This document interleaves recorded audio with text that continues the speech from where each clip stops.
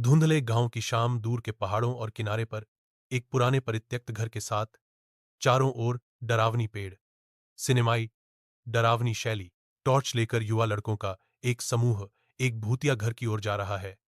से घबराए हुए भाव, शाम, डरावनी वाइब, अली का क्लोजअप, एक डरा हुआ किशोर लड़का घर को देख रहा है जैसे कुछ महसूस कर रहा हो।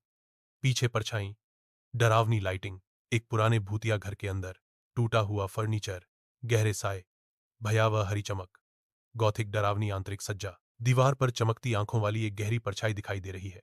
कोई दिखाई देने वाला स्रोत नहीं, अलौकिक शैली, एक भयभीत लड़का अली, एक जी को घूर रहा है, काली आंखों और धुएं जैसे शरीर वाला जिन, मंद मोमबत्ती की रोशनी, भीषण डरावना क्षण, आंखों में आग वाला एक जिन, प्राचीन भाषा में बोल रहा है, प्रतीकों के एक घेरे में खड़ा है, नारकीय काल्पनिक डरावनी। भूतिया घर के फर्श पर अली बेहोश पा है। उसके बगल में एक मोमबत्ती टिमटिमा रही है।